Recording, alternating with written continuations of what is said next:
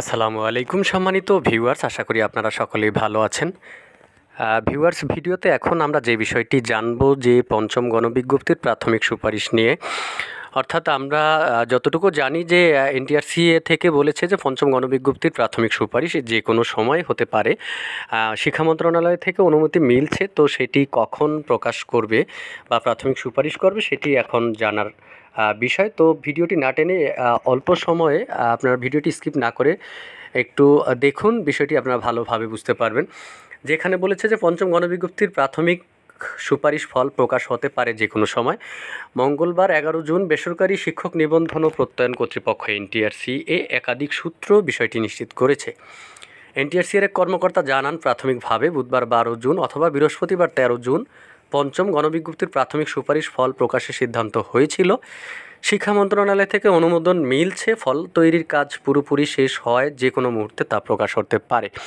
তো viewers, NTRCA এটা বলছে যে আসলে শিক্ষা মন্ত্রণালয় থেকে অনুমতি মিলছে, তো যে কোনো সময় ফল প্রকাশ হতে পারে।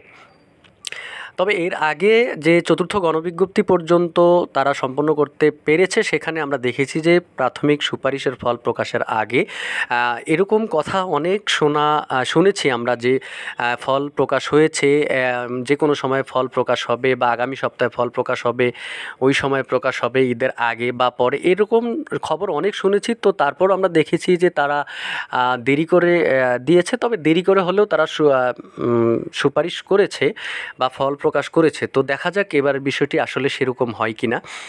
তো এই বিষয়ে এনটিআরসির সচিব ওবায়দুর রহমান জানান যে ঈদের ছুটি শুরুর আগেই ফল প্রকাশের সিদ্ধান্ত হয়েছে, যে কোনো মুহূর্তে তা প্রকাশ করা হতে পারে। প্রাথমিক সুপারিশের ফল ঈদের আগেই প্রকাশিত হবে বলে জানান তিনি।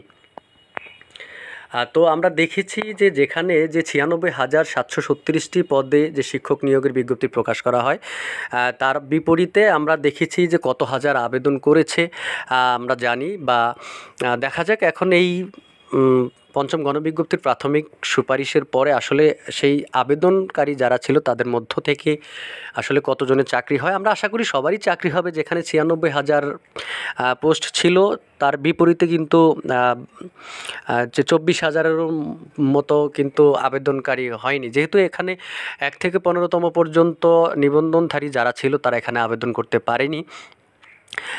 16-17 যারা ছিল তারা এবং তাদের মধ্যে যাদের বয়স 35-এর নিচে, অর্থাৎ তারাই কিন্তু এই পঞ্চম গণবিজ্ঞপ্তিতে আবেদন করতে পেরেছে।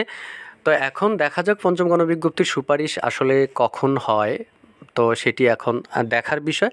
তো ভিউয়ার্স, আজকের ভিডিওতে এই পর্যন্তই। এতক্ষণ আমার চ্যানেলের ভিডিওটি দেখার জন্য আপনাদেরকে অসংখ্য ধন্যবাদ। আল্লাহ হাফেজ।